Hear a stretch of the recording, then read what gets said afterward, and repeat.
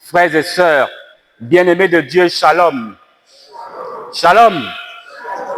Nous célébrons aujourd'hui le 14e dimanche du temps ordinaire de l'année C. Et nous venons d'écouter la parole de Dieu. Cette parole que le Seigneur nous adresse toujours pour venir nous nourrir, pour venir nous réconforter, pour venir nous soutenir dans notre vie à sa suite. Dans la première lecture que nous avons écoutée ce matin, un extrait du livre du prophète Isaïe, nous entendons le Seigneur parler par la bouche même du prophète. Et dès la première ligne, il dit « Réjouissez-vous avec Jérusalem. Réjouissez-vous avec Jérusalem. » Quand je vous regarde, peuple de Dieu rassemblé dans cette église ce matin, j'ai envie de voir sur vos visages cette joie, cette réjouissance. Réjouissez-vous avec Jérusalem. Et la preuve que vous êtes joyeux, joyeux de vous retrouver ici parce que convoqués par le Seigneur pour écouter et se nourrir de sa parole, cela devrait se manifester par votre participation active et pleine à cette célébration eucharistique. Nous avons démarré un peu de façon timide.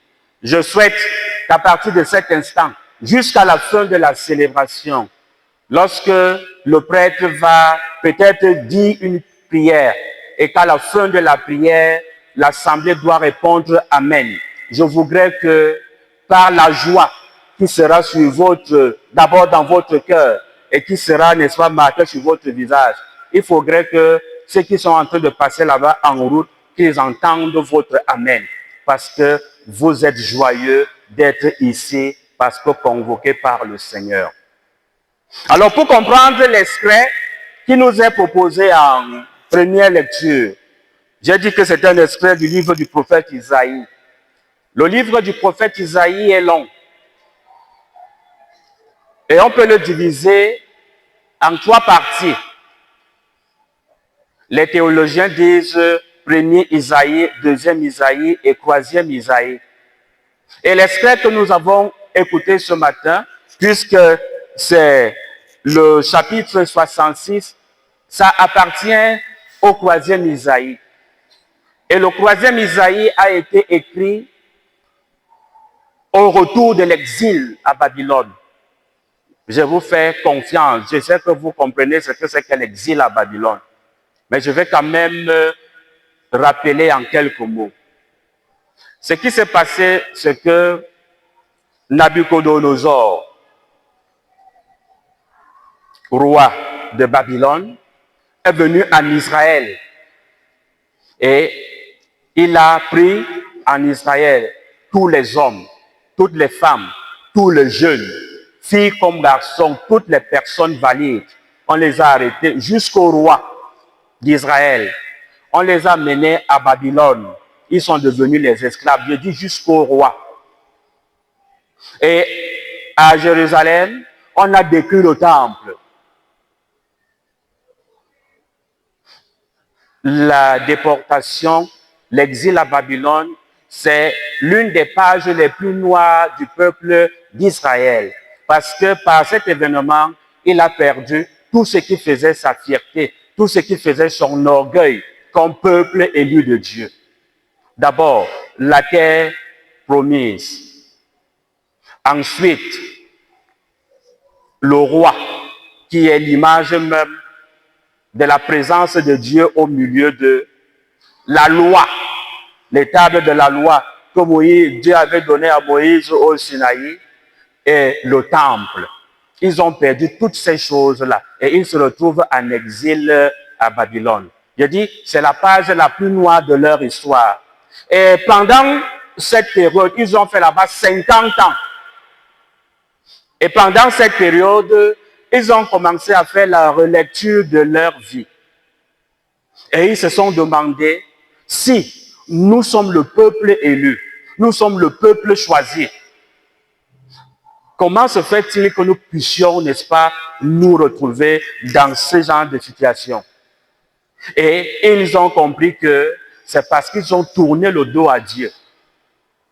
Ce n'est pas Dieu qui les a abandonnés, c'est parce qu'ils ont tourné le dos à Dieu. Et pendant cette période de la relecture, c'était le deuxième Isaïe. Et le deuxième Isaïe est venu avec un message de consolation. Nous lisons souvent cela pendant d'abord un extrait pendant le temps de l'Avent et quelques extraits au quatrième dimanche de Carême. Consolez, consolez mon peuple. Maintenant, ils ont été consolés. Le Seigneur qui est toujours avec eux, qui les avait d'abord sauvés en esclavage en Égypte, a encore suscité un autre roi païen pour venir les délivrer de l'exil à Babylone. Et quand il devait partir de Babylone, ce roi-là, il a demandé aux autres peuples, il a demandé même aux Babyloniens de cotiser de l'argent pour remettre aux Israélites qui doivent rentrer chez eux. Et il leur a donné mission d'aller rebâtir le temple et tout ce qu'ils avaient perdu. Voilà donc ce peuple, ils rentrent tout joyeux, ils rentrent dans leur pays, ils rentrent dans leur terre natale.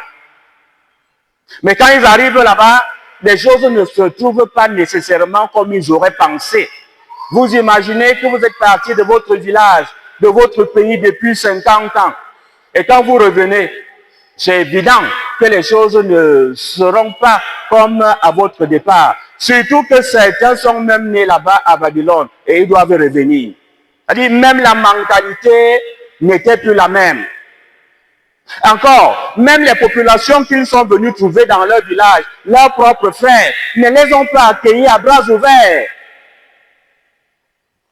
Ils se sont retrouvés dans une situation où ils vont passer de la consolation, de la délivrance à Babylone, au découragement à Jérusalem. Parce que les choses ne se passent pas comme ils les auraient souhaité.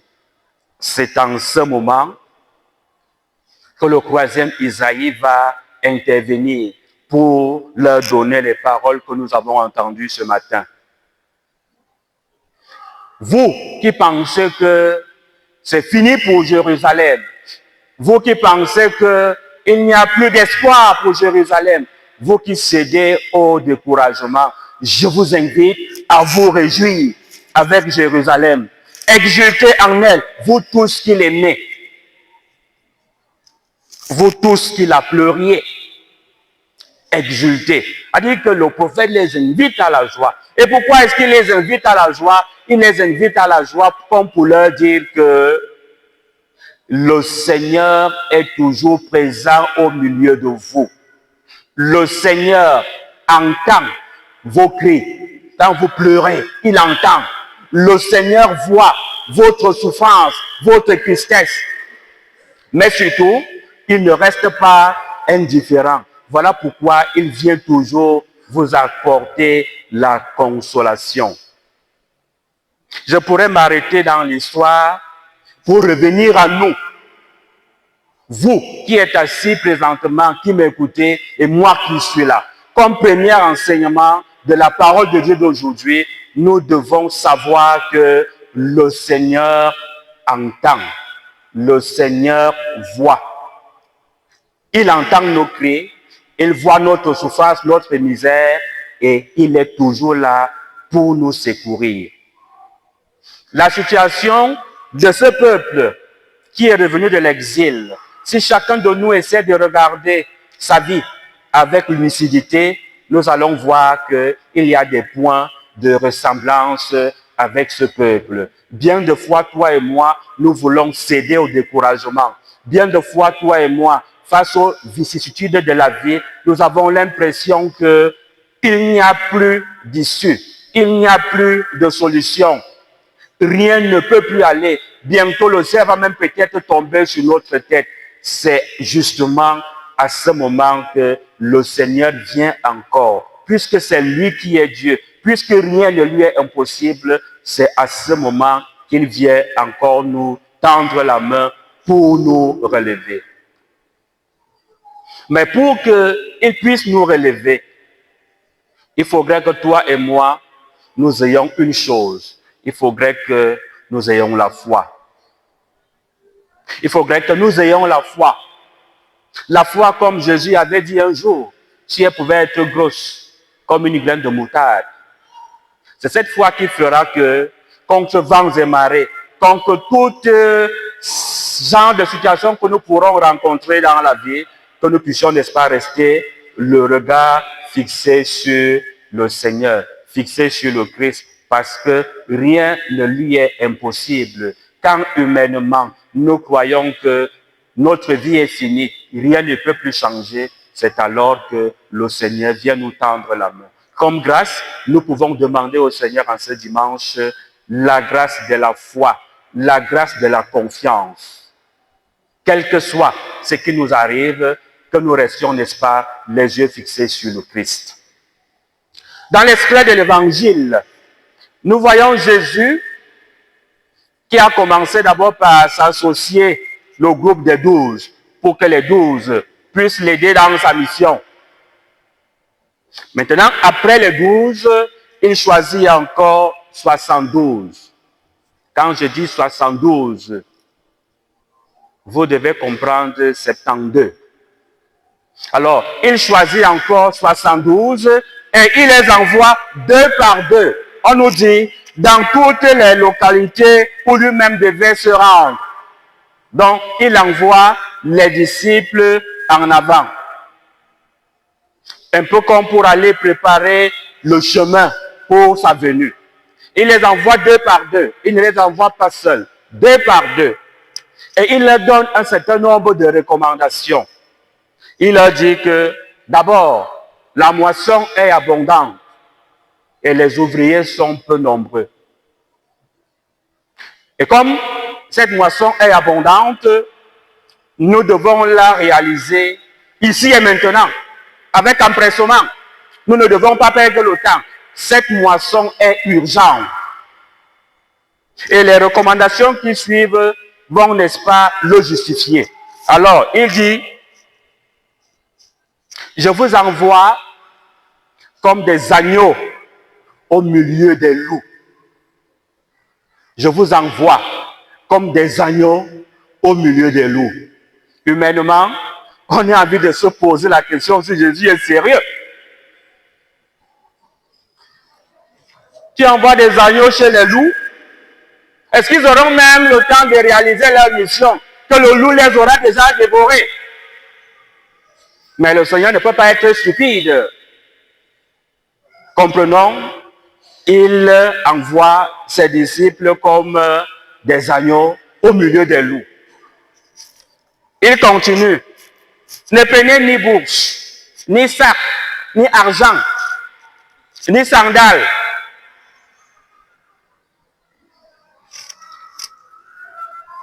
Ne saluez personne en chemin. Voilà les recommandations qu'il leur donne. Pourquoi leur demande-t-il de ne pas prendre de sac, de bourse, d'argent? Parce qu'il voudrait que ceux qu'il envoie puissent, n'est-ce pas, compter sur lui. Il faudrait que ceux qu'il envoie soient convaincus que où il les envoie, il ne les abandonne pas. J'ai dit tout à l'heure que le Seigneur envoie les disciples deux par deux, un peu comme pour préparer le chemin devant lui. Mais en réalité, le Seigneur nous précède toujours dans la mission. Donc, quand il nous envoie, en réalité, lui-même est déjà devant pour préparer tout pour nous. Voilà pourquoi il ne faut pas s'encombrer avec des sacs, avec des bourses, avec des tuniques de rechange, ainsi de suite, ainsi de suite. J'ai dit que la moisson est abondante et surtout urgente. Ce travail est pressant. Nous ne devons pas le remettre à demain, encore moins à plus tard. Nous devons l'accomplir aujourd'hui, ici et maintenant. Alors, comme j'ai dit, il a envoyé les 12. Il a envoyé les 72. Aujourd'hui, c'est toi et c'est moi que le Seigneur envoie. C'est toi et c'est moi que le Seigneur envoie. C'est nous tous ici que le Seigneur envoie. Et quand il nous envoie, il ne nous envoie pas en solitaire. Il nous envoie deux par deux, comme pour nous rappeler que l'œuvre d'évangélisation est d'abord une œuvre d'équipe, un travail d'équipe. Et quand il les envoie deux par deux, c'est vrai que dans leur tradition, pour qu'on accepte un message comme vrai, comme pertinent, il fallait deux témoins. Voilà pourquoi il les envoie deux par deux. Mais comme il nous connaît aussi, nous, la génération actuelle, il nous est souvent difficile de collaborer avec les autres. Nous voulons toujours nous enfermer sur nous-mêmes. Parfois, c'est notre moi que nous voulons exposer. Voilà pourquoi nous ne voulons pas des personnes autour de nous au risque qu'ils ne partagent la gloire que nous aurons. Ce n'est qu'une vaine gloire. Donc, le Seigneur nous rappelle que c'est un travail d'équipe. Nous devons apprendre à travailler avec d'autres collaborateurs. Retenons-le, l'œuvre d'évangélisation est une œuvre d'équipe. Je vous envoie comme des agneaux au milieu des loups. Oui, justement parce que l'évangile dont nous, chrétiens, nous sommes porteurs, c'est un évangile que le monde n'accueille pas nécessairement. Et nous savons que notre Seigneur Jésus lui-même, il n'a pas été bien accueilli par tout le monde. Il a même été chassé dans certains endroits. On a même voulu le lapider à un certain moment. Nous connaissons tous les complots qui ont été tissés contre lui. Voilà pourquoi nous devons prendre conscience que nous sommes envoyés comme des agneaux au milieu des loups. Mais n'ayez pas peur, parce que le Seigneur lui-même est avec nous. Nous devons convertir ces loups qui seront en face de nous. Rien n'est impossible au Seigneur, je l'ai déjà dit. Et voyons, ces 72 qui sont partis en mission et qui reviennent tout joyeux, et ils disent au Seigneur, Seigneur, vraiment, la mission était formidable. En ton nom, même le démon nous obéissait. Ils se réjouissent, comme beaucoup peuvent encore se réjouir aujourd'hui.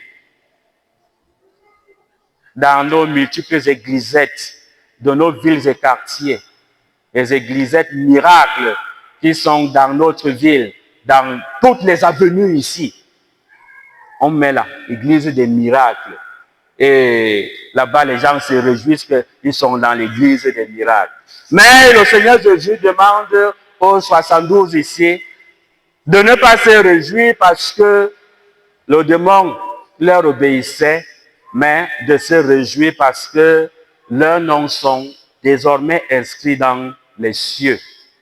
Si toi et moi, nous avons un devoir, ce devoir consiste au fait que nous devons travailler pour que demain, ton nom et mon nom soient inscrits dans les cieux. Si ton nom, si mon nom n'est pas inscrit là-bas, tout ce que nous faisons là, c'est du père-temps. C'est un père-temps. Alors, accepterions-nous de venir faire tout ce que nous faisons là comme un père-temps? Nous devons prendre conscience, n'est-ce pas, chacun à son niveau, pour que tout ce que je fais dans ma vie chrétienne, quand je parle à mon frère, à ma sœur, à mon voisin, comme disait Saint Paul, je vis, mais ce n'est plus moi qui vis, c'est le Christ qui vit en moi.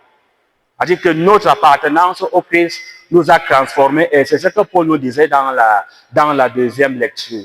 Alors si je me laisse donc transformer par le Christ, quand je vais parler à mon frère, à ma sœur, on verra quoi? On verra les paroles même du Christ. Quand je vais poser des gestes au quotidien, on verra les gestes de qui? On verra les gestes même de Jésus.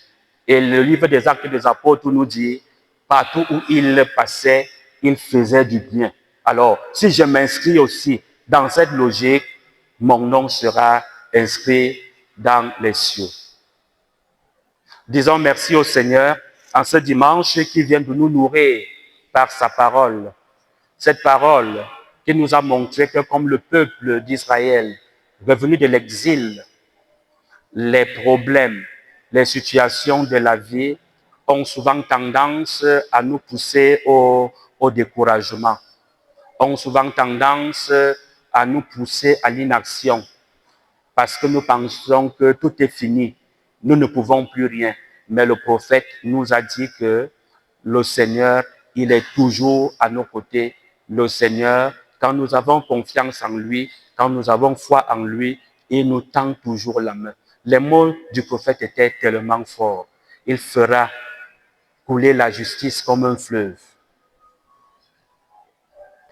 Il nous dit encore dans l'évangile que hier, il a envoyé les 72, deux par deux, pour aller annoncer que Dieu s'est rapproché de nous.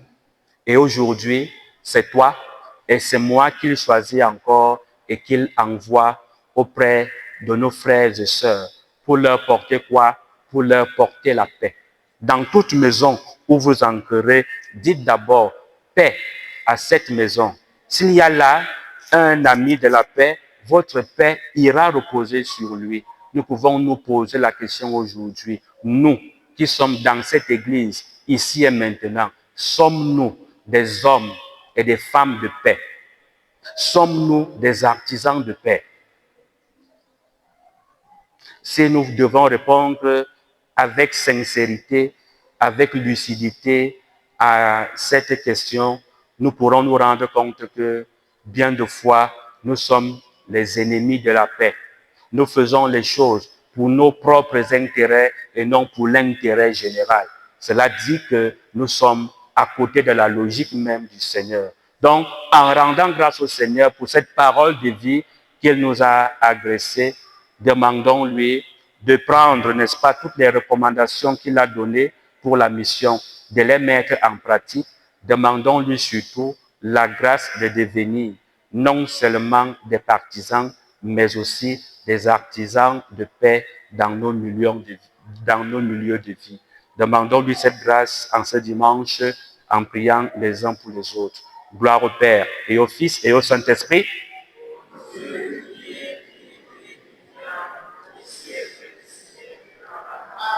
J'ai dit au début de mon homélie que la parole a dit « Réjouissez-vous avec Jérusalem ». Et au sortir d'ici, d'abord, avant la sortie, à la suite de cette célébration eucharistique, nous devons tous rayonner de joie. Encore plus que le Seigneur vient de nous nourrir de sa joie. Alors, participation pleine, active et consciente. Que ceux qui sont là-bas, en route, qu'ils entendent notre Amen.